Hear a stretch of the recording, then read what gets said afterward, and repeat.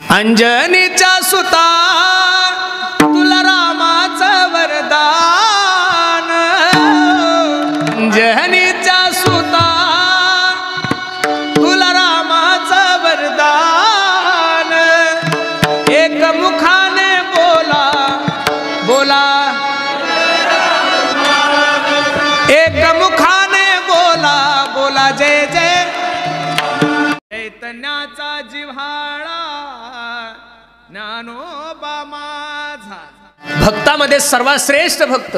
किती वेडी भक्ती होती महाराज हनुमंतरायाची, ऐका ना. एक वेळेस माझ्या सीताई साहेब आरशासमोर बसून मेकअप करत होत्या. हनुमंतराय गेले, आई साहेब काय करताय तुम्ही? काही नाही हनुमंता, भांगामध्ये शेंदूर भरत आहेत. काय भरत आहेत? शेंदूर भरत आहेत. शेंदूर भरत असताना हनुमंतरायांनी प्रश्न केला, आई सौभाग्यवती मायमाऊलीने भांगामध्ये शेंदूर का भरावं? त्यावेळी सीताई साहेबांना सांगितलं, हनुमंता सौभाग्यवती मायमाऊलीने भांगामध्ये जर शेंदूर भरलं तर तिच्या नवऱ्याचं आयुष्य काय होतं? वाढतं. तिच्या सौभाग्याचं आयुष्य वाढतंय. माता माऊलीने कुंकू लावावं हे कीर्तनकार नाही सांगत, हे कोण सांगतंय? रामायण सांगतंय. काय सांगतंय? हनुमंतराय सांगतात, आई साहेब भांगामध्ये शेंदूर घातल्यानंतर काय होतं? हनुमंता सौभाग्यवती मायमाऊलीच्या पतीचं आयुष्य वाढतं. जसा बाबा उठला तसा बाजारातच गेला आणि अख्खाच्या अख्खा शेंदुराचा डबा घेऊन आला. काय घेऊन आला? शेंदुराचा डबा. आणि अख्खा अंगावर लावून घेतला आणि सीताई साहेबाकडे गेले. हनुमंता काय वेड्यासारखं केलं? आई तुम्ही नुसतं भांगामध्ये एवढं शेंदूर भरलं तर माझ्या प्रभू रामचंद्राचं आयुष्य एवढं वाढतंय, मी अख्ख्या अंगाला शेंदूर लावला, आता माझ्या प्रभूचं आयुष्य किती वाढत. ही भक्ती, ही श्रद्धा, हे प्रेम रामाविषयी होतं. तुम्ही अजूनही थोडा अनुभव घ्या, तुमच्या लक्षात येईल.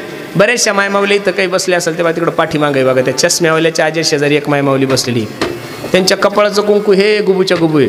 जेवढं कुंकू मोठं तेवढं म्हातारं गुडगुडीत.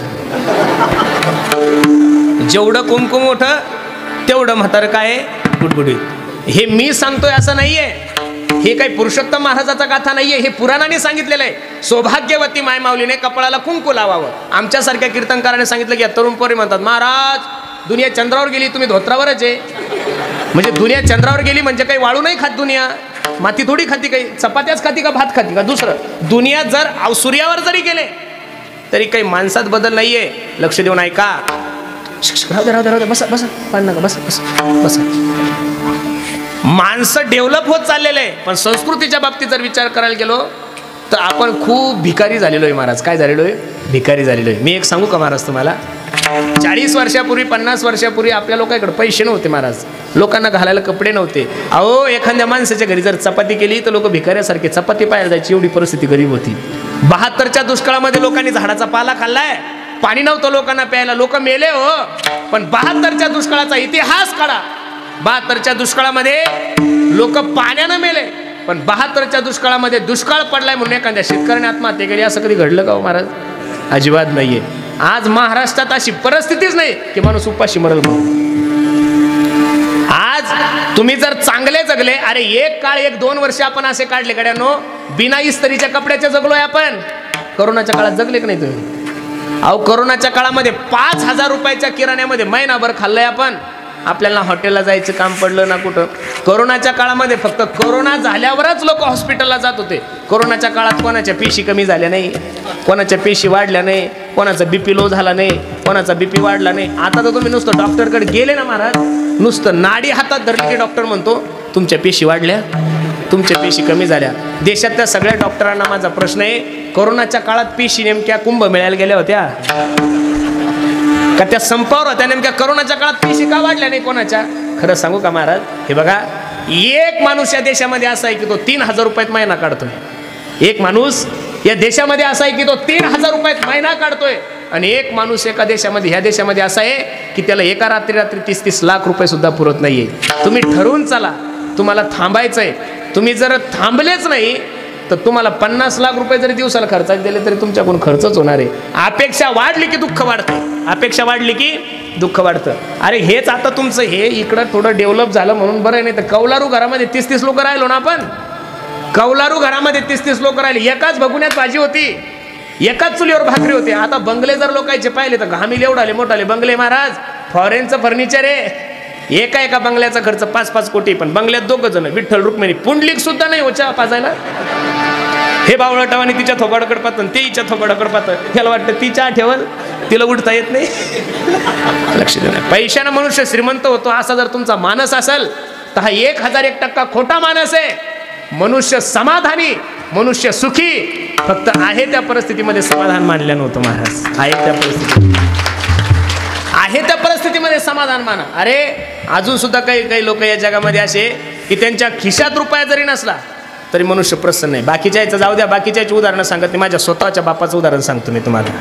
आता इथं आमच्या गावची मंडळी आलेले, माझ्या वडिलाचा मी कधी कधी विचार करतो, त्यांच्या खिशामध्ये रुपया जरी नसला तरी माणूस तेवढाच खुशी. आणि लाख रुपये जरी आले तरी त्यांना अजिबात गम नाही. माझं पोरगं कीर्तनकार आहे, दररोजचे एवढे पैसे आणतं, नीन वागाडी. मी माझ्या लाईफमध्ये त्यांना सांगितलं, म्हणलं तुम्हाला कधी दुःख होत नाही? म्हणे भाऊ मी थांबून घेतलेलं आहे. काय म्हणतात ते? मी थांबून घेतलं. मनुष्य थांबला, लोभ सोडला ना महाराज, की तुम्हाला सांगतो तुमच्यासारखे जगात दुसरे कोणीच नाही. कधीतरी आरशासमोर जा आणि आरशासमोर गेल्यानंतर हा विचार करा, आता मी 45 वर्षाचा झालो, आता माझ्या जीवनात फक्त 5 वर्ष शिल्लक आहे. किती आहे? 50वाल्या माणसाने थांबून गेलं पाहिजे. आता आपल्याजवळ 10-5 वर्ष, कधी कोणता रोग कधी येईल कसं काही सांगता येत नाही. मग आहे त्या परिस्थितीमध्ये समाधान मानून देवाचं चिंतन करा. हे बघा, मारुतीरायच्या दरबारामध्ये तुम्ही बसलेले महाराज. मी नारदाच्या गादीवर सांगतो, तुम्हाला जर असं वाटत असेल तुमच्या जीवनातलं संकट निवृत्त व्हावं, तुम्हाला जर असं वाटत असेल तुमच्या जीवनातलं संकट निवृत्त व्हावं, तर बाकी कोणत्याही देवतेची आराधना न करता फक्त आणि फक्त माझ्या बजरंग बलीचं दर्शन घ्या. जुने लोक महाराज शेतातून आले की पहिलं चहा घेतलं की मारुतीरायाच्या दर्शनाला जात होते. सकाळी आंघोळ झाली की जुने लोक पहा, अजून सुद्धा आंघोळ झाली की पहिले कुठं जातात? मारुतीरायाच्या दर्शनाला. आणि तिथली पद्धत होती राम राम. काय पद्धत होती? राम राम. तुम्ही 2दा राम राम म्हणायचा आणि पुढच्या 2दा राम राम म्हणायचा. अशा गोष्टी आम्ही सांगायला गेलो तर लोक म्हणतात, महाराज दुनिया चंद्रावर गेली हो, तुम्ही कोणत्या दुनियात जगता? ऐका ना महाराज, इथं बऱ्याचशा माझ्या म्हाताऱ्या मायमावल्या पाठीमागं बसलेल्या आहे. त्या मायमावल्यांचं कपाळाचं कुंकू, इथून आपण दुसरीकडे गेलो होतो, परत कुंकावर आलो. जेवढं कुंकू मोठं तेवढं म्हातारं गुडगुडीत. सौभाग्यवती मायमावलीने कपाळाला कुंकू लावलं पाहिजे. हे पुरुषोत्तम पाटील नाही सांगत, तुम्हाला रामायण सांगताय. सौभाग्यवती मायमावलीने केस कापू नाहीये, हे पुरुषोत्तम पाटील नाही सांगत, तुम्हाला शास्त्र सांगतंय. म्हणून महाराजाचं नाही ऐकलं तरी चालेल, पण शास्त्राचं प्रत्येकानं ऐकलं पाहिजे. महाराज काय ऐकलं पाहिजे? हे बघा माया हो, तुम्ही माझ्या सर्व आई बहिणी, हे बघा मी तुमचा भाऊ म्हणून तुम्हाला सांगतो, तुम्ही जीवनामध्ये कितीही फॅशन करा, तुम्ही मुंबई पुण्याला जा, कितीही शॉर्ट कपडे घाला, किती काही करा, कोणत्याही दुनियात राहा, पण ज्या दिवशी आदर्शाचा विषय येईल त्या दिवशी आदर्श पुरस्कार आतापर्यंत महाराष्ट्रातल्या कोणत्याच उघड्या फिरणाऱ्या बाईला भेटलेला नाही. ही गोष्ट ध्यानात ठेवणे का? आतापर्यंत आदर्श पुरस्कार जो भेटला तो माझ्या मा जिजाबाई साहेबांनाच भेटलाय. आतापर्यंत आदर्श पुरस्कार भेटला झाशीची राणी लक्ष्मीबाई यांनाच भेटलाय. आदर्श म्हणून ज्यांच्याकडे पाहिलं जातं अहिल्याबाई होळकरांकडेच पाहिलं जातं. अरे तुम्ही सुद्धा राजकारण करतात, प्रत्येकच महिला राजकारण करतात. राष्ट्रपती सौ प्रतिभाताई पाटील आदर्श घ्या त्या मायमाऊलीचा. तेवढ्या पदावर तर आपण नाहीये ना महाराज. 5 वर्ष राष्ट्रपती होती ती मायमाऊली, पण डोक्याचा पदर तिनं खाली येऊ दिला नाही. मनगटापर्यंत ब्लाऊज होते, काय नव्हतं करता तिला. अरे पंतप्रधानापेक्षा मोठं पद आहे ना ते, देशातलं सर्वात मोठं पद आहे राष्ट्रपती. तुम्ही कधी गेले राष्ट्रपती भवन पाहिलं तर पहा, एकट्या राष्ट्रपतीला 350 खोल्या आहे, 600 माणसं तिथं कामाला आहे, 300 तो नुसते आचारी आहे. एवढं मोठं वजन, पण मनगटापर्यंत ब्लाऊज. त्यांनी ठरवलं असतं मला पंजाबी घालायचं, जमलं नसतं. पण पूजा फक्त आचरण करणाऱ्या माणसाची होती. म्हणून जीवनामध्ये किती जरी मोठं संकट असेल तर फक्त जा आणि हनुमंतरायाचं दर्शन घ्या. हनुमंतरायाला म्हणा, जय हनुमान ज्ञान गुण सागर, जय कपीसती हो लोक उजागर, रामदूत अतुलित बलधामा, अंजनी मित्र पवन सुत नाम, महावीर जो यह पढ़े हनुमान चालीसा होय सिद्धि, तुलसीदास सदा हरि चेरा, कीजे नाथ हृदय महडेरा, पवन तनय संकट हरण मंगल मूर्ति रूप, राम लखन सीता सहित हृदय बसो सुरभूप, सियावर रामचंद्र की जय, पवन सुत हनुमान की जय. जीवनामध्ये किती जरी मोठं संकट असेल, काहीला जर असं वाटत असेल माझ्यावर संकट येणार आहे, त्यानं सकाळी उठलं काहीच करायचं नाही, आंघोळ झाल्यानंतर फक्त 11 वेळेस हनुमान चालीसा म्हणायची. किती वेळेस म्हणायची? ही काही अंधश्रद्धा नाही, काही बुवाबाजी नाही, तुमच्या कानात काही सांगत नाही, काही छाछू नाही, काही लिंबू नाही, काही दोरा नाही, काही गंडा नाही, काहीच नाही. हे एकदम ओपनली आहे. फक्त दररोज हनुमंतरायाच्या दरबारात सांगतो, नारदाच्या गादीवर सांगतो, खोटं कशाला बोलू महाराज. हनुमंतराया ही शक्तीची देवता आहे. दररोज न चुकता फक्त 11 वेळेस हनुमान चालीसा म्हणा आणि हा पाठ तुम्ही 21 दिवसाचा करा, 31 दिवसाचा करा, 11 दिवसाचा करा आणि 11 दिवसानंतर माझा फोन नंबर लिहून घ्या आणि तुम्ही मला फोन करून सांगा, महाराज हे संकट माझ्या अंगावर आलं होतं, हनुमंतरायाच्या कृपेमुळे ते संकट काय झालं, निवारण झालं. आपलं काय झालंय महाराज, आपल्याला वाटतं ह्या देवाच्या नांदी लागल्यावर बरं होईल, त्या देवाच्या नांदी लागल्यावर बरं होईल. तुमच्या नशिबातच बरं नाही, मग तुम्ही कोणत्याही देवाकडे फिरा. तुमच्या नशिबातच जर काही नाही. अहो काही लोकांचं नशीब असं आहे महाराज, त्याने सोनं जरी हातात घेतलं तरी माती होती. सोनं जरी हातात घेतलं आणि काहीचं नशीब असं आहे, त्यांनी माती हातात घेऊ द्या, सोनं झाल्याशिवाय राहत नाही. जेथे जावे तेथे कपाळ सरीसे. उद्या माझ्या हनुमंतरायाचा जन्म आहे. सकाळी 4 वाजता उठा. किती वाजता उठा? 4 वाजता उठा. सुंदर असं आंघोळ करा आणि माझं एकदा तर ऐकून पहा, मी काही तुम्हाला पैसे मागतो असं नाहीये. उद्या सकाळी उपवास करा, हनुमंतरायाच्या दरबारात बसा, कोणालाच बोलू नका, मोबाईल बंद ठेवा आणि कमीत कमी 108 वेळेस हनुमान चालीसेचं पाठ करा. उद्या तुमच्या जीवनात कोणत्याही गोष्टीची तुम्हाला कधी कमी पडणार नाही. हे काही मी असं तुम्हाला फायदा व्हावा म्हणून सांगतो असं नाहीये. भूत पिशाच निकट नहीं आवे, महावीर जब नाम सुनावे, नासे रोग हरे सब पीड़ा, जपत निरंतर हनुमंत बलबीरा, जो 7 बार पाठ कर कोई, सुख ही बंधी महासुख होई. मग सुख हवंय ना तुम्हाला, समाधान हवंय ना तुम्हाला, शांती हवंय ना, तर बाकीचं काहीच न करता माझ्या भगवंताची काय करा, आराधना करा. जो भक्तीचा मार्ग दाखवत असेल, तुकोबराने प्रत्येकालाच, हनुमंतरायालाच विनंती केली असं नाहीये, प्रत्येकाला काही मी उद्धार पावेन, काही कृपा करील नारायण, ऐशी तुम्ही सांगा संतजन करा समाधान चित्त माझे. उसावेसी हेची वाटे, जे जे भेटे तयासी. ज्याला भेटेल त्याला देव कृपा करील मज, कायला जरा खेन. पण हा विश्वास असावा. तंग ऋषीने शबरी आई साहेबाला सांगितलं, शबरे काळजी करू नको, तुझी सेवा पाहून, तुझी भक्ती पाहून मी प्रसन्न आहे, जगाचा मालक तुला भेट देणार आहे. त्या दिवसापासून 14 वर्ष वाट पाहिली महाराज. किती वर्ष वाट पाहिली? 14 वर्ष वाट पाहिल्यानंतर जगाच्या मालकानं काय केलाय? उद्धार केलाय. प्रभू रामचंद्र शबरी मातेला भेटले. सर्वांना रामायण ज्ञात आहे.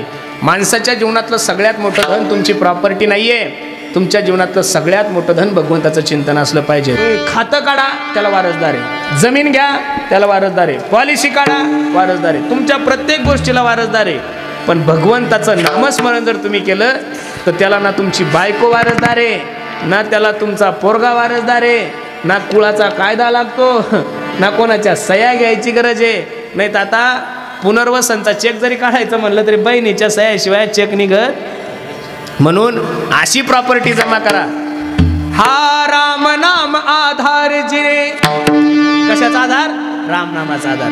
शेवट जर तुमचा जीवनाचा मंगल करायचा आहे ना, राम नाम के हीरे मोती मैं बिखराऊ गली गली,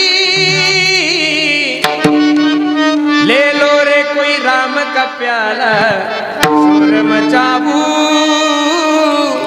गली गली. तो भक्त सांगतो, ऐका, सोने चांदी वालो सुन लो, बात बताओ खरी खरी, राम नाम के हीरे मोती मैं बिखराऊ गली गली. जिस जिसने ये मोती ले ले वो तो माला माल हुए. ज्यांनी ज्यांनी रामाचा आश्रय घेतला ते मालामाल झाले. धन दौलत के बने पुजारी, आखिर वो कंगाल हुए. ज्यांनी पैसा पैसा केला ना महाराज, असे काही लोक आम्ही पाहिले की त्यांनी म्हातारपणी कपडे फाडले, हो, दगड मारले, कपडे गोळा केले. म्हणून जीवनातलं सगळ्यात मोठं जर धन काय असेल तर ते भगवंताचं नामस्मरण आहे. आणि त्या भक्ती मार्गाचं मार्गदर्शन माझे जगद्गुरु तुकोबराय हनुमंतराय ऐकून घेतात. जो नाम प्रभू रामचंद्राचं प्रभू हनुमंतरायाने जीवनामध्ये घेतलं त्याचा संकल्प आपण जीवनामध्ये करू. विठोबा रखुमाई जय जय. वर्णन करणारा जरी योग्य असेल पण ज्याचं वर्णन करायचं तो लायकीचं नाही ना. 10,000 मध्ये कोणी लोक कोणालाही करणं करतात. कर्णासारखा दातृत्ववान मनुष्य जगात नव्हता महाराज. कोणी कर्णासारखा दातृत्ववान मनुष्य जगात नव्हता. महाभारतामध्ये गोड उदाहरण आहे. दुर्योधनाने आपल्या बायकोला आणण्यासाठी कर्णाला पाठवलं. सोन्याचा रथ तयार केला आणि दुर्योधनाच्या बायकोला आणण्यासाठी कर्ण गेलाय. पत्नीला रथात बसवलं. रथानं घेऊन येत असताना जंगली मार्ग लागल्यानंतर काही गोरगरीब कर्णाकडे गेले. कर्णा, तुझं नाव आम्ही ऐकून आहे, तुझ्यासारखा दानशूर, तुझ्यासारखा दातृत्ववान या जगामध्ये दुसरा कोणी नाहीये. गोर गरीब आहोत आम्ही. आमच्या लेकरांचे लग्न करायचे, खायला काही नाही, दुष्काळ आहे, काहीतरी दे. अंगावर जेवढं काही सोनं होतं तेवढं सगळं कर्णाने कोणाला देऊन टाकलं? त्या सेवकांना देऊन टाकलं. परत रथ सुरू झाला. 10-5 किलोमीटर गेल्यानंतर परत काही लोकांनी अडवलं. आता जेवढं जवळ होतं तेवढं तर देऊन टाकलं. लोक जर विनमुख गेले तर मला पाप लागल्याशिवाय राहणार. क्षणाचाही विचार न करता दुर्योधनाच्या पत्नीच्या अंगावर जेवढे काही दागिने होते तेवढे सगळे दागिने कर्णाने घेतले आणि त्या लोकांना देऊन टाकले. आता मायाव खरं सांगा, तुम्हाला सोनं किती आवडतं हे मी कसं सांगू? ज्या दिवशी मी बाई होईल त्या दिवशीच मला कळलं. तसं कळणार? महिला मंडळीला एवढं सोनं आवडतं की तेवढं माणूस आपण शब्दात वर्णन करू शकत नाही. ज्या दिवशी आपण बाया होऊ त्या दिवशी कळलं सोनं किती आवडतं. ऐका लक्ष देऊन. जसं हस्तिनापूरमध्ये रथ गेला, रथातून पत्नी खाली उतरली दुर्योधनाची. थय थय थय थय थय थय करत लाज नाही वाटत तुम्हाला? इथून सुरुवात केली. कळत नाही तुम्हाला कोणत्या माणसाला तुम्ही मला आणायला पाठवलं? अहो, पृथ्वी तुल्ल्यासारखे दागिने माझ्या अंगावर असताना सगळे दागिने काढून घेतले आणि त्या वनातल्या लोकांना देऊन टाकले. कळत नाही तुम्हाला? असं नाही तसं नाही. जाम अर्धा तास बोलत बसली. दुर्योधन फक्त मान हलवत होता. आणि सगळं झाल्यावर दुर्योधन म्हणला, बाई बरं झालं कमीत कमी तू तर घरी आली. काय म्हणला? एक काम बरं झालं की कमीत कमी तू तरी घरी आली. बरं झालं वनात तुला कोणी मागितलं नाही, नाही तर या बाबानं तुलाही धरलं असतं, देऊन टाकलं असतं. सोनं परत करू पण तू गेल्यानंतर दुसरी बायको मला भेटली. एवढा जो कर्ण दातृत्वाने 10,000 कोणालाही कर्ण करू नका. वर्णन करणारे माझे जगद्गुरु तुकोबराय आहे. तुकोबरायचं वर्णन काय करायचं? वेदाचा तो अर्थ आम्हासीच ठावा, एरहाने वहावा भार माथा अनुरेणुया थोकडा तुका आकाशा. आणि ज्या व्यक्तीचं वर्णन करत आहे ते हनुमंतराय. कोण आहे? 9 भक्तीमध्ये श्रवणम कीर्तनम विष्णुपाद सेवनम अर्चनम वंदनम दाष्टम सत्यमात्म निवेदनम या 9 प्रकारच्या ज्या भक्ती आहे त्याच्यामध्ये सर्वात श्रेष्ठ भक्ती जी आहे ती हनुमंतरायाने केली. मी बोलतोय असं नाही, तुकोबरायचं प्रमाण आहे.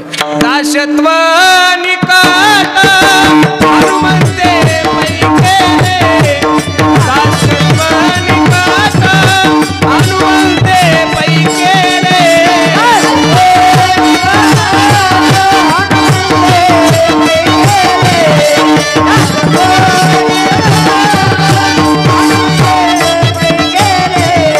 दाशत्व निकट हनुमंते पैकेले, दाशत्व निकट हनुमंते पैकेले.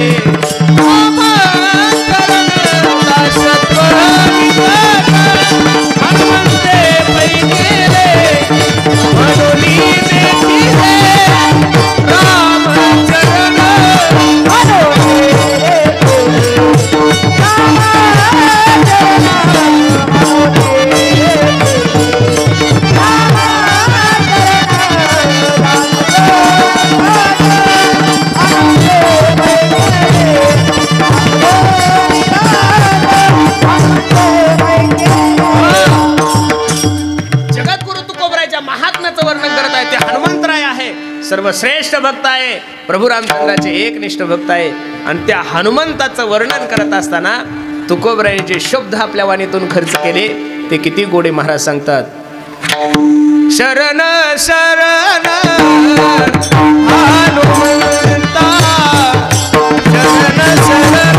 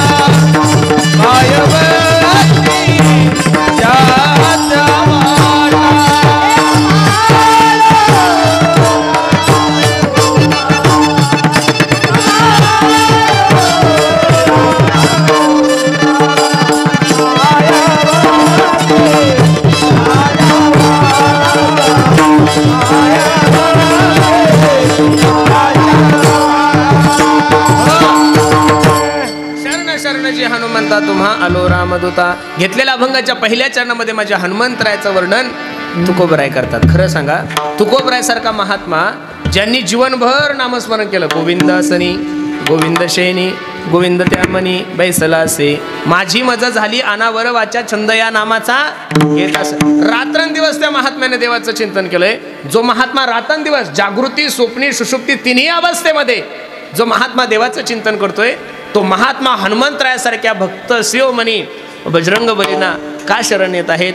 त्यावेळेस खरं सांगू का महाराज, तुकोबराय सारखा महात्मा ज्यार्थी बजरंग बली हनुमंतरायांना शरण येतात, याचं कारण भक्तामध्ये सर्वात श्रेष्ठ जर भक्त कोण असेल तर हनुमंतराय. शरण शरण जे हनुमंता तुम्हा आलो रामदूता. प्रभू रामचंद्राचे सेवक, प्रभू रामचंद्राचे दूत हनुमंतराय होते. बरं, शरण जाण्याचं कारण काय आहे? शरण केव्हा जावं लागतं? शरण जाण्याचं कारण काय? शरण केव्हा येतो मनुष्य हातबल झाला की मनुष्य काय होतो? अर्ज का मागं घेतो? मॅनेज झाला की अर्ज बाद का होतो? अर्ज मनुष्य मागं का होतो? कोणीतरी समजूत घातली बा, ओ तुम्ही असं नका करू, तुमच्यानं काही परिणाम होणार नाही, यानं तुमचाही वाटोळ होईल, माझंही वाटोळ होईल, तुम्ही काय करायचं, अर्ज मागं घ्या. मग अर्ज मागं झाला म्हणजे काहीतरी त्याला काय केली? विनंती केली. आता तुकोबराय पहिलेच भक्त शिरोमणी आहे, वैराग्याचे महामेरू आहे. रात्रंदिवस तुकोबराय देवाचं चिंतन करतात. दिनरजनी हाची धंदा गोविंदाचे पोवाडे. तुकोबरायचा जीवनाचा विषय तो त्यांचा झाला नारायण, ना आवडे जनधन माता पिता. आणि ते जगद्गुरु तुकोबराय हनुमंतरायासारख्या भक्ताला शरण जाता येते. याचं कारण काय आहे? तुकोबराय शरण जाण्याचं कारणच एवढं आहे की हनुमंतराय भक्ती क्षेत्रामध्ये उंच स्थानी आहे. आणि त्या हनुमंतरायाला तुकोबराय भक्तीचा मार्ग विचारतात. महाराज सांगतात, काय भक्तीच्या त्यावा, काय भक्तीच्या त्यावा, हे काय भक्ती त्यावा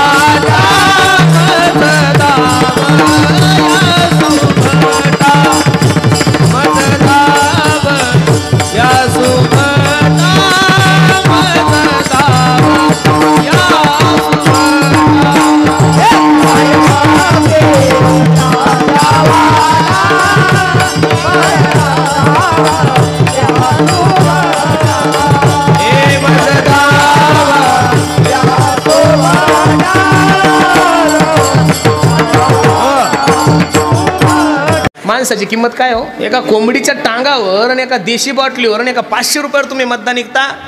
हनुमान जयंतीच्या दिवशी मी सर्वांना आवाहन करतो, जोपर्यंत या देशातला नागरिक, वाक्य लक्ष देऊन ऐका, जोपर्यंत या देशातला नागरिक पैसे घेऊन मतदान करतोय, तोपर्यंत या देशातल्या कोणत्याच माणसाने विकासाची अपेक्षा करायची नाही. विठ्ठल विठ्ठल. चैतन्याचा जिव्हाळा ज्ञानोबा माझा. तसाही हा महिना तुमच्या आणि माझ्यासाठी खूप महत्वाचा आहे महाराज. नवीन वर्षाची सुरुवात सुद्धा याच महिन्यात आहे. नवीन वर्षाची सुरुवात सुद्धा या महिन्यात आहे. प्रभू रामचंद्राचा जन्म उत्सव सुद्धा याच महिन्यात झाला. आणि मला असं वाटतं याच महिन्यामध्ये उद्या सकाळी माझ्या हनुमंतरायाचा जन्म उत्सव आहे. आणि त्या हनुमंतरायाच्या जन्म उत्सवानिमित्त आपण सर्व मंडळी उपस्थित आहोत. मी एक सांगू तुम्हाला, देवाचा उत्सव काही कारणाने तुमच्या आणि माझ्या हातातून रद्द झाला, देव नाराज होत नाही. देवाचा उत्सव नाही तुमच्या जीवनामध्ये घडला, नाही माझ्या जीवनामध्ये घडला तरी चालेल, पण मानवी देहाला जन्माला आलेल्या प्रत्येक माणसाकडून साधूचा उत्सव घडला पाहिजेत. आणि ज्या साधूच्या दरबारात तुम्ही बसलेले आहात, ज्या हनुमंतरायाच्या दरबारात तुम्ही बसलेले आहात, त्या हनुमंतरायाचा अधिकार सांगत असताना नाथ बाबा एक ओवी खर्च करतात. किती गोड ओवी पहा. योनी जन्मला मरकट वैष्णवा माझी अतिश्रेष्ठ, हनुमंत मनावया कनिष्ठ, ऐसा पापिष्ट कोण आहे. हनुमंतराय कोणत्या योनीमध्ये जन्माला आले याचा विचार नका करू. हनुमंतरायाच्या योनीमध्ये जन्माला आली ती वानर योनी आहे. कोणती योनी आहे? वानर योनीमध्ये आहे. पण नाथ बाबा ज्या महात्म्याचं वर्णन करतात, योनी जन्मला मरकट वैष्णवा माझी अतिश्रेष्ठ, हनुमंत म्हणावया कनिष्ठ, ऐसा पापिष्ट हो कोण आहे. वाल्मिक ऋषी नाही आणि तुलसीदासांनी सुद्धा रामायण लिहिलेलं आहे. पण रामायणातले जेवढे काही तुम्ही पात्र पाहिले, रामायणातले जेवढे काही पात्र आहे, त्या पात्रामध्ये सर्वात श्रेष्ठ पात्र जर कोणतं असेल तर ते हनुमंतरायाचं आहे. कशाचं आहे? जेवणामध्ये किती सुगरण माय माऊली असू द्या महाराज, जेवणामध्ये भाजीमध्ये तुम्ही तेल किती टाकले याला महत्व नाहीये, जेवणामध्ये मसाला किती टाकला यालाही महत्व नाहीये, लसूण किती टाकला यालाही महत्व नाहीये, कांदा किती टाकला यालाही महत्व नाहीये, हळद किती टाकली यालाही महत्व नाहीये. भाजी खूप सुंदर बनवली आणि त्या भाजीमध्ये जर नमक मीठ नसेल तर त्या भाजीला किंमत नाहीये. तसं अख्खं रामायण वाचा तुम्ही, त्या रामायणामधून जर माझ्या हनुमंतराय वाचा केले तर रामायणाला किंमत नाहीये महाराज. ज्यावेळेस सीता शोधल्यानंतर प्रभू रामचंद्राचं रावणाचं युद्ध झालं, लक्ष देऊन ऐका बरं. प्रभू रामचंद्राचं रावणाचं युद्ध झालं आणि युद्ध झाल्यानंतर रावण मरण पावलेला आहे. सगळी अयोध्या नगरी नटलेली आहे की आता प्रभू रामचंद्र परत अयोध्येला येणार आहेत. जसं राम राज्याभिषेकाच्या वेळेस अयोध्या नगरी नटली होती, गुडिया तोरणे करती कथा गाती गाणे, प्रत्येक घरावर गुढी लावली होती. का? उद्या आमचा जगाचा मालक अयोध्येचा काय होणार आहे? राजा होणार आहे. सगळं झालं महाराज. मुख्यमंत्र्यांनी शपथ घेतली. काय घेतली? शपथ घेतली. अयोध्येचा राजा झालाय ना माझा राम. आणि मग आता मंत्रिमंडळ वाटायची वेळ आली. कोणाची वाटायची वेळ आली? मंत्रिमंडळ. आता ज्याने ज्याने जशी जशी सेवा केलेली होती त्या सेवेच्या पित्यार्थ प्रत्येकाला काही ना काहीतरी दान द्यायचं होतं. काय द्यायचं होतं? मग प्रभू रामचंद्राने बिभीषणाला लंका देऊन टाकली, वालीला जे द्यायचं ते देऊन टाकलं. सगळं काही झालेलं आहे. नल जामवंत जी जेवढे काही आहे त्यांच्या सर्वांचा सत्कार झाला. पण सर्वात मेन प्राणी, सगळ्यात मेन पात्र कोणाचं होतं? हनुमंतरायाचं होतं. कोणाचं होतं? हनुमंतरायाचं. सगळ्यांना दिलं ना. हनुमंतराय एका ठिकाणी बसलेले होते. श्रीराम जय राम जय जय राम, श्रीराम जय राम जय जय राम, श्रीराम जय राम जय जय राम, श्रीराम जय राम जय जय राम. सीताई साहेब प्रभू रामचंद्राकडे गेल्या. प्रभू, या रामायणामध्ये या 14 वर्षामध्ये सर्वात मोठं पात्र जर कोणाचं असेल प्रभू तर कोणाचं आहे? हनुमंतरायाचं आहे. अहो, हनुमंतरायानंच माझं शोधन केलेलं आहे. तुकोबराय सांगतात ना, करोनी उड्डाण हो, करोनी उड्डाण,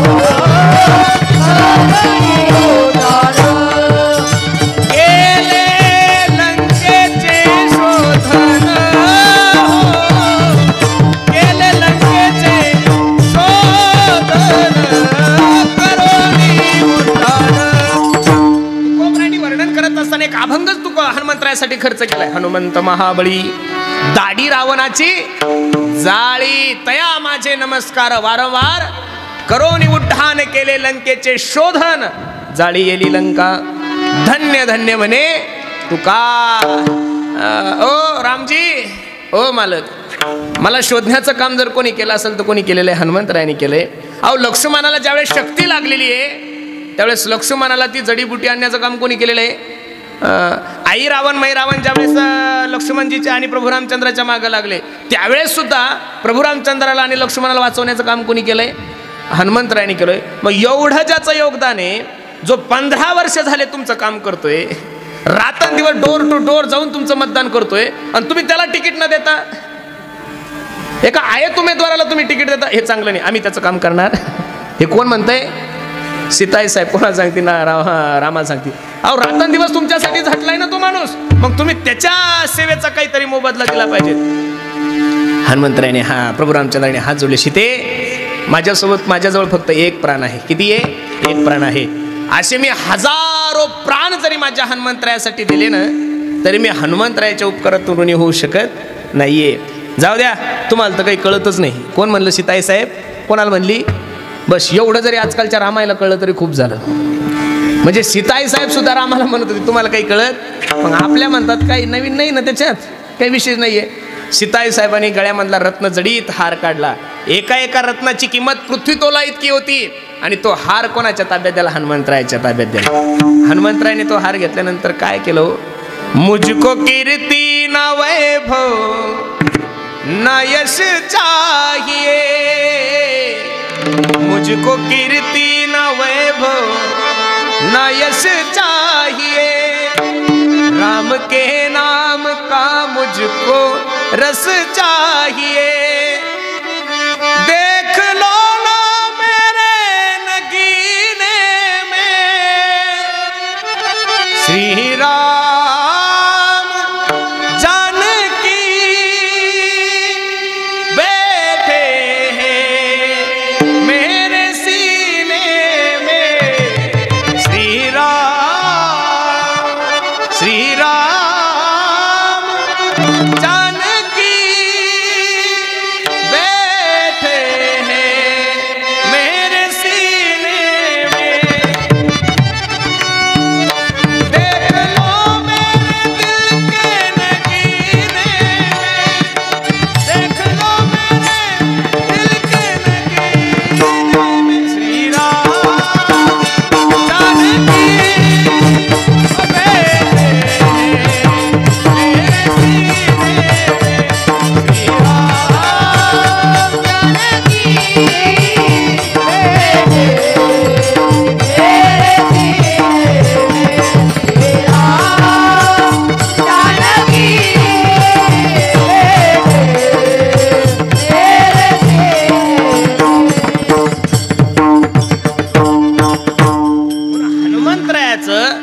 जर कार्य आपण रामायणातलं पाहिलं सर्वश्रेष्ठ कार्य आहे. आणि तुकोबराय सारखा महात्मा कोणाचंही वर्णन कसं करलो? अजिबात नाही. लक्ष देऊन ऐका. छत्रपती शिवाजी महाराजासारखा राजा तुकोबरायच्या कीर्तनाला येऊन बसल्यानंतर तुकोबरायच्या मुखातले उद्गारे मुंगी आणि राव आम्हा सारिखाची जीव 4092 अभंग आहे गाथ्यामध्ये. किती अभंग आहे? 4092. कधी वाचले असेल तर माहित असेल, पण नसल वाचले तर उद्यापासून सुरू करा वाचायला. 4092 अभंग आहे. सर्व अभंग वाचा महाराज. त्या एकाही अभंगामध्ये जगद्गुरु तुकोबरायने कोणाचं चुकीचं वर्णन केलेलं नाहीये महाराज. जगद्गुरु तुकोबरायचा सर्व गाथा वाचल्यानंतर प्रामुख्याने एक गोष्ट लक्षात येईल आपल्या. तुकोबराय गाढवाला गाढवच म्हणले, घोड्याला काय म्हणलेले? घोडा. तुकोबराय एक असे महात्मा होते, अहो ते काही आजकालच्या कीर्तनकारासारखे कीर्तनकार असतील का महाराज? ज्या तुकोबरायचे शिष्य छत्रपती शिवाजी महाराजासारखा राजा होता. बरं, छत्रपती शिवाजी महाराज काही एखाद्या तालुक्यापुरते राजे नव्हते, काही जिल्ह्यापुरते राजे नव्हते. महाराष्ट्राचे एकमेव राज्य होते छत्रपती शिवाजी महाराज. छत्रपती शिवाजी महाराज असताना महाराष्ट्र कोणाकडेच राजा म्हणून पाहत नव्हतं महाराज, फक्त छत्रपती शिवाजी महाराज. ही ताकद ज्या राजांची होती. आणि तो राजा ज्यांचा शिष्य असेल ते तुकोबराय होते. कोण होते? तुकोबराय. आणि तुकोबराय कोणाचंही वर्णन करतील, काय तुकोबरायला घेणं देणं होतं? अरे देवाला सुद्धा तुकोबराय धमकी देत होते. आमुची या भावे तुझा देव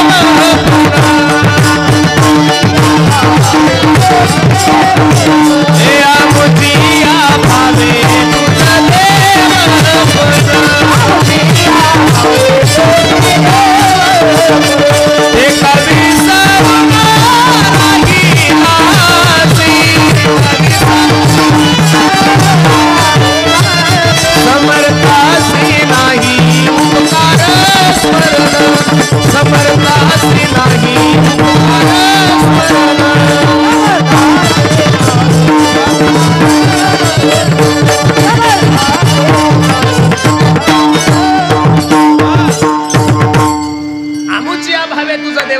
का विसरून राहिलासी. ही तुकोबरायची भाषा आहे. देवाच्या दरबारात उभा असल्यानंतर, पांडुरंगाच्या समोर उभा असल्यानंतर पांडुरंग परमात्म्याला तुकोबराय सांगतात, ए देवा, तुझं जे देवपण आहे ना हे तुझ्यामुळं नाहीये, आमच्यामुळे. कोणामुळे? अबे देवा, तुझं काय वजन आहे बे? आम्ही तुझा प्रचार करतो म्हणून तू माणूस नाही, तुझ्यासारखा हलकट माणूस जिल्ह्यात नाही दुसरा कोणी. असं तुकोबराय सांगायचं. कोणाला? देवाला. अबे आम्ही तुझं वर्णन काय करतो? उदार तो हरी ऐसी कीर्ती चरा. आणि तसं जर पाहायला गेलं देवा तर तू एक नंबरचा चोट्टा आहे बे. चुरा चुरा कर माखन खाया, गवलनिकानंद कुवर कनया. अरे 50 ग्रॅम लोण्यासाठी अर्धा तास तू कंबर हलवत होता बे गवळणी समोर. तरी आम्ही लोकांना सांगतो अखिल गुणनिधान, करुणा वरुणालय, रुक्मिणी प्राण संजीवन, जगदाधार, पंढरीश परमात्मा. तुझं चुकीचं वर्णन करतोय बे आम्ही. काही तुला असं वाटत असेल तू लय चांगल्या खानदानामध्ये जन्माला आलेला आहे, कोबरा देवाला सांगतात अबे तुझ्या खानदानाचा जर विचार करायला गेलो तर तुझ्या मायबापाचाच तपास नाहीये. कोणी म्हणतं तू यशोदेचा आहे, कोणी म्हणतं तू देवकीचा आहे, कोणी म्हणतं तू नंदाचा आहे, कोणी म्हणतं तू वसुदेवाचा आहे. अबे नेमका मेळ काय आहे? तरी आम्ही सांगतो की देवासारखा श्रेष्ठ जगात कोणीच नाही. हे बघ देवा, एक तर तू छोटा आहे, बरं दिसायला एक नंबरचा काळा आहे बे, तू दिसायला कसा आहे? एक नंबरचा काळा आहे. तरी आम्ही कीर्तनातून लोकांना काय सांगतो? राजस कुमार मदनाचा पुतळा रवी शशी कळा लोपलिया कस्तुरी मळवट चंदनाची उटी पाहेली वेद लावी पैसे जीवे. अबे तू दिसायला काळा असून सुद्धा आम्ही लोकांना सांगतो की तू एकदम दिसायला सुंदर आहे. मग देवा, हे जे सर्व जे काही चाललं ते कोणामुळे चाललं? आमच्यामुळं चाललं. देवाला जे धमकी देतात ते तुकोबराय कोणाचंही वर्णन करतील का हो? पहिलं तर विषय असा आहे, ज्या व्यक्तीचं वर्णन करायचं तो अधिकारी असावा लागतो. एक, ज्या व्यक्तीचं वर्णन करायचं तो कसा असावा लागतो? अधिकारी. जो वर्णन करणार आहे तोही अधिकारी असावा लागतो. दोन, आणि वर्णविषय सुद्धा अधिकारी असावा लागतो. आता अशी पद्धत झालेली आहे, कोणी जर सप्त्यासाठी 10,000 रुपये दिले ना की लोक लगेच सांगतात, महाराज हा माणूस आहे ना, हा माणूस आमच्या वडू बुद्रुकचा कर्ण आहे. 25,000, 10,000 करणं कसं करणार तुम्ही? अजिबात नाहीये. मित्रानं मित्राचं वर्णन करणं यथार्थ वर्णन नाहीये. सासूनं जवायचं वर्णन, आता सासूबाई जवायचं वर्णन करते म्हणजे काही खरं वर्णन आहे का महाराज? तिची अपेक्षा नसती त्या बावळटाचं वर्णन करायची.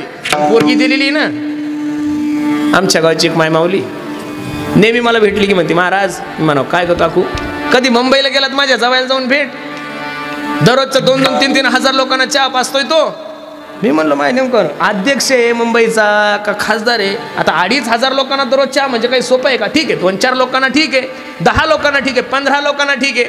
नेमकं मागच्या महिन्यात माझं मुंबईला कीर्तन होतं. मी काकूला फोन केला, काकू ए काकू अगं कीर्तन आहे माझं, तू सांगितलं होतं जवाई बापूला भेटू नये, त्यांचा ॲड्रेस. काकूने मला ॲड्रेस पाठवल्यानंतर मी त्या ॲड्रेसवर गेल्यानंतर मला कळालं की मुंबईचे सगळ्यात चहामध्ये प्रसिद्ध असणारे हॉटेल, आणि त्या हॉटेलमध्ये हिचा जवाई वेटर होता. आणि तिथं दररोजचे कमीत कमी 4,000 लोक चहा पितात. आता सासूबाईनं जवायचं वर्णन करणं याला यथार्थ वर्णन करणं म्हणत नाहीये. अरे वर्णन तुमच्या दुश्मनाने करावं, आणि वर्णन तुमच्या दुश्मनाने तुमच्या पाठीमागं करावं, त्याला वर्णन म्हणतात. तुकोबरायचं जे वर्णन केलेलं आहे, अरे संभाजीराजांचं सगळं जग नाव घेतंय, संभाजीराजाचं तुम्ही आम्ही नाव घेतोय. काय विशेष आहे? तुमचं आणि माझं रक्त येते, तुम्ही त्यांचे माझे वंशज आहात. अरे आपण हिंदू लोकांनी छत्रपती संभाजीराजांना मानावं, आपण हिंदू लोकांनी माझ्या छत्रपती शिवाजी महाराजांना मानावं, आपण हिंदू लोकांनी प्रभू रामचंद्राचं वर्णन करावं. यात काय नवले? त्या काळामध्ये माझ्या छत्रपतीचा विरोध करणारे लोक, त्या काळामध्ये माझ्या संभाजीराजांचा विरोध करणारे लोक, त्या लोकांना सुद्धा संभाजीराजांविषयी छत्रपती शिवाजी महाराजांविषयी तेवढाच आदर होता. एवढं सोन्यासारखं जीवन होतं महाराजा लोकांचं. संभाजी राजावर औरंगजेब बादशाह कूर केलं, त्यानं भरपूर त्रास दिला, पण संभाजी राजाचं ऐश्वर्य पाहून, संभाजी राजाची क्रांती पाहून औरंगजेब बादशाह सुद्धा म्हणत होता, ए तुला सांग काय पाहिजेत, मी तयार आहे. काय म्हणला होता औरंगजेब बादशाह? तुला माझी मुलगी देतो, तुला जवाई म्हणून करतो, तू फक्त एकदा म्हण की मी मुस्लिम आहे. काय नव्हतं करतायत महाराज? राजाही झाला असता, जवाई झाला असता, सगळं भेटलं असतं ना, पण नाही महाराज.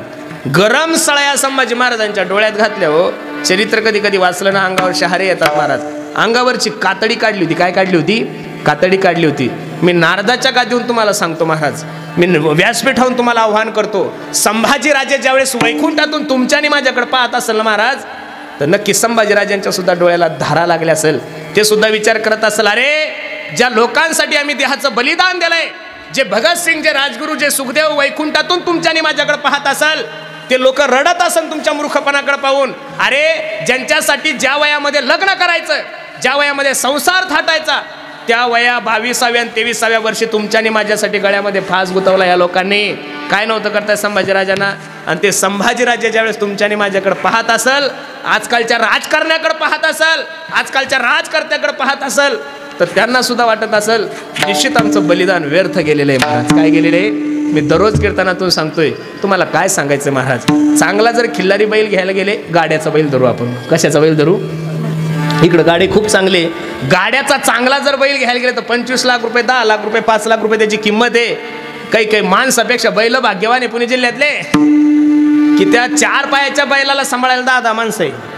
काजू आहे त्या बैलाला, बदाम आहे, ते किती भाग्यवान बैल असतील ते चुकून त्या येवणीमध्ये गेले. नाही तर काही काही माणसं 100 कोटीचे असून त्यांना बदाम खाता येत नाही, त्यांना चहा पिता येत नाही, काजू खाता येत नाही. बैल सुद्धा म्हणत असेल, बेट्या माझ्यासारखा भाग्यवान जगात दुसरा कोणीच नाही. अबे तू माणूस असून तुला काजू नाही, मी बैल असून मला काजू आहे. तू माणूस असून तुला टायमावर चहा नाही, तुला बायको असून जेवण टायमावर नाहीये. मी बैल असून मला बायको नसून टायमावर चहा आहे, पाणी आहे, चारा आहे. अहो काही काही माणसं गरमीन मेले. पुणे जिल्ह्यातले काही काही बैल पाहिले मी, त्यांचे गोठे पाहिले. बैलाच्या कोठ्याला एसी महाराज, बैलाच्या गोठ्याला एसी आहे. मग बैलाची किंमत 10 लाख रुपये.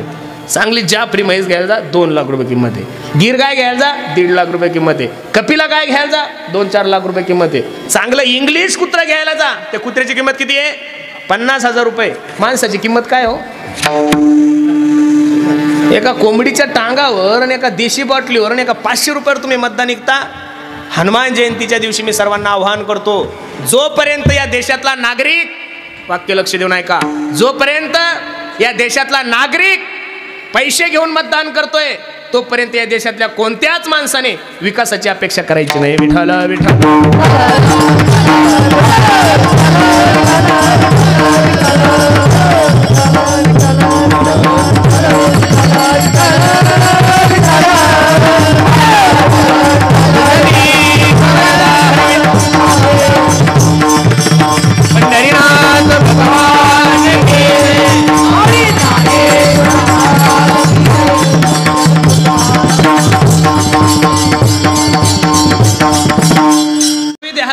माणसाने निश्चित यथार्थ काही गोष्टीचं वर्णन केलं पाहिजे. ऐका, वर्णन करणारा जरी योग्य असेल, पण ज्याचं वर्णन करायचं तो लायकीचं नाही ना.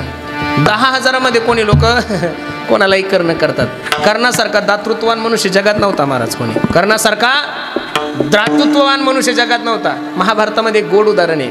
दुर्योधनाने आपल्या बायकोला आणण्यासाठी कर्णाला पाठवलं. सोन्याचा रथ तयार केला आणि दुर्योधनाच्या बायकोला आणण्यासाठी कर्ण गेलाय. पत्नीला रथात बसवलं, रथानं घेऊन येत असताना जंगली मार्ग लागल्यानंतर काही गोरगरीब कर्णाकडे गेले. कर्णा, तुझं नाव आम्ही ऐकून आहे, तुझ्यासारखा दानशूर, तुझ्यासारखा दातृत्ववान या जगामध्ये दुसरं कोणी नाहीये. गोर गरीब आहोत आम्ही, आमच्या लेकरांचे लग्न करायचे, खायला काही नाही, दुष्काळ आहे, काहीतरी दे. अंगावर जेवढं काही सोनं होतं तेवढं सगळं कर्णाने कोणाला देऊन टाकलं? त्या सेवकांना देऊन टाकलं. परत रथ सुरू झाला. 10-5 किलोमीटर गेल्यानंतर परत काही लोकांनी अडवलं. आता जेवढं जवळ होतं तेवढं तर देऊन टाकलं. लोक जर विनमुख गेले तर मला पाप लागल्याशिवाय राहणार. क्षणाचाही विचार न करता दुर्योधनाच्या पत्नीच्या अंगावर जेवढे काही दागिने होते तेवढे सगळे दागिने कर्णाने घेतले आणि त्या लोकांना देऊन टाकले. आता मायाव खरं सांगा, तुम्हाला सोनं किती आवडतं हे मी कसं सांगू? ज्या दिवशी मी बाई होईल त्या दिवशीच मला कळलं. तसं कळणार? महिला मंडळीला एवढं सोनं आवडतं की तेवढं माणूस आपण शब्दात वर्णन करू शकत नाही. ज्या दिवशी आपण बाया होऊ त्या दिवशी कळलं सोनं किती आवडतं. ऐका लक्ष देऊन. जसं हस्तिनापूरमध्ये रथ गेला, रथातून पत्नी खाली उतरली दुर्योधनाची, थय थय थय थय थय थय करत. लाज नाही वाटत तुम्हाला? इथून सुरुवात केली. कळत नाही तुम्हाला कोणत्या माणसाला तुम्ही मला आणायला पाठवलं? अहो, पृथ्वी तुल्ल्यासारखे दागिने माझ्या अंगावर असताना सगळे दागिने काढून घेतले आणि त्या वनातल्या लोकांना देऊन टाकले. कळत नाही तुम्हाला? असं नाही तसं नाही. जाम अर्धा तास बोलत बसली. दुर्योधन फक्त मान हलवत होता. आणि सगळं झाल्यावर दुर्योधन म्हणला, बाई बरं झालं कमीत कमी तू तर घरी आली. काय म्हणला? एक काम बरं झालं की कमीत कमी तू तरी घरी आली. बरं झालं वनात तुला कोणी मागितलं नाही, नाही तर या बाबानं तुलाही धरलं असतं, देऊन टाकलं असतं. सोनं परत करू, पण तू गेल्यानंतर दुसरी बायको मला भेटली. मग एवढा जो कर्ण दातृत्वाने 10,000 कोणालाही कर्ण करू नका. वर्णन करणारे माझे जगद्गुरु तुकोबराय आहे. तुकोबरायचं वर्णन काय करायचं? वेदाचा तो अर्थ आभासीच ठावा, एरहाने वहावा भार माथा, अनुरेणू या थोकडा तुका आकाशा. आणि ज्या व्यक्तीचं वर्णन करत आहे ते हनुमंतराय. कोण आहे? 9 विधा भक्तीमध्ये श्रवणम, कीर्तनम, विष्णुपादर सेवनम, अर्चनम, वंदनम, दास्यम, सख्यम, आत्मनिवेदनम या 9 प्रकारच्या ज्या भक्ती आहे त्याच्यामध्ये सर्वात श्रेष्ठ भक्ती जी आहे ती हनुमंतरायाने केली. मी बोलतोय असं नाही, तुकोबरायचं प्रमाण आहे. दाशत्व निकाट हनुमंते पैकेले, दाशत्व निकाट हनुमंते पैकेले,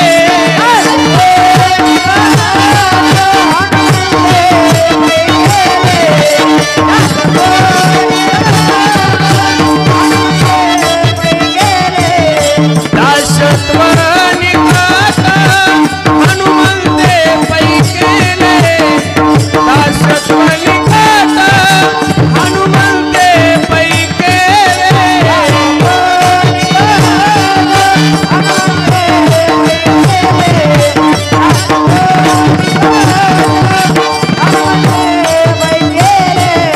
म्हणून देखिले रामाचरण,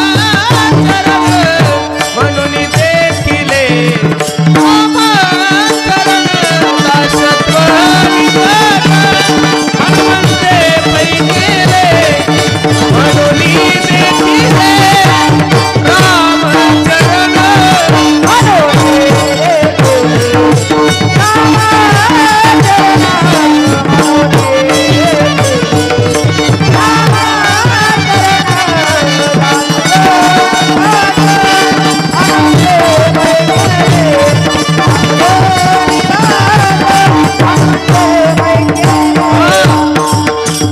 जगद्गुरु तुकोबरायच्या महात्म्याचं वर्णन करत आहे. ते हनुमंतराय आहे, सर्वश्रेष्ठ भक्त आहे, प्रभू रामचंद्राचे एकनिष्ठ भक्त आहे. आणि त्या हनुमंताचं वर्णन करत असताना तुकोबरायांचे शब्द आपल्या वाणीतून खर्च केले ते किती गोडे महाराज सांगतात. शरण शरण हनुमंता, शरण शरण हनुमंता, शरण शरण हनुमंता, शरण शरण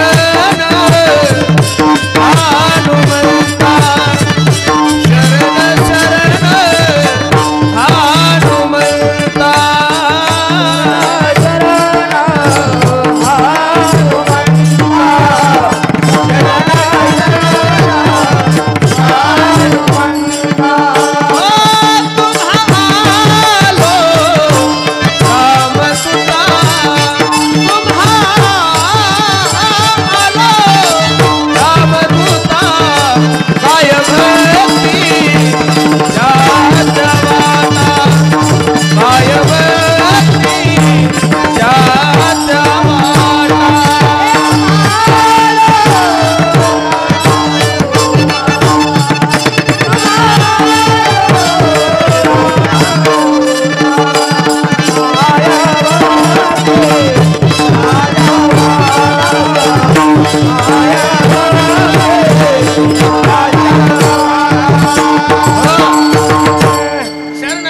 हनुमंता तुम्हा आलो रामदूता.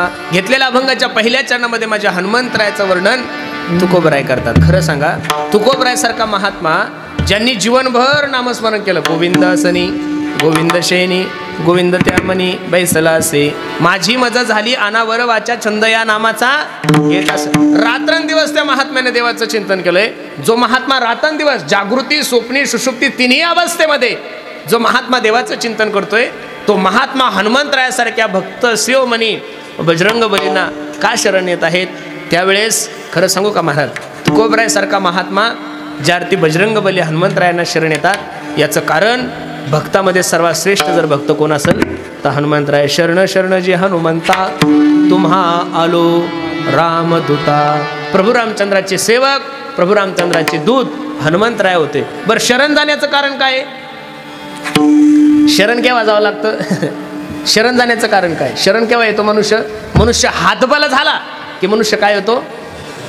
अर्ज का मागं घेतो? मॅनेज झाला की अर्ज बाद का होतो? अर्ज मनुष्य मागं का होतो? कोणीतरी समजूत घातली, बा हो तुम्ही असं नका करू, तुमच्यानं काही परिणाम होणार नाही, यानं तुमचाही वाटोळ होईल, माझंही वाटोळ होईल, तुम्ही काय करायचं, अर्ज मागं घ्या. मग अर्ज मागं झाला म्हणजे काहीतरी त्याला काय केली? विनंती केली. आता तुकोबराय पहिलेच भक्त शिरोमणी आहे, वैराग्याचे महामेरू आहे. रात्रंदिवस तुकोबराय देवाचं चिंतन करतात. दिनरजनी हाची धंदा गोविंदाचे पोवाडे. तुकोबरायचा जीवनाचा विषय तो त्यांचा झाला नारायण. ना आवडे जनधन माता पिता. आणि ते जगद्गुरु तुकोबराय हनुमंतरायासारख्या भक्ताला शरण जाता येते. याचं कारण काय आहे? तुकोबराय शरण जाण्याचं कारणच एवढं आहे की हनुमंतराय भक्ती क्षेत्रामध्ये उंच स्थानी आहे. आणि त्या हनुमंतरायाला तुकोबराय भक्तीचा मार्ग विचारतात. महाराज सांगतात, काय भक्तीच्या त्यावा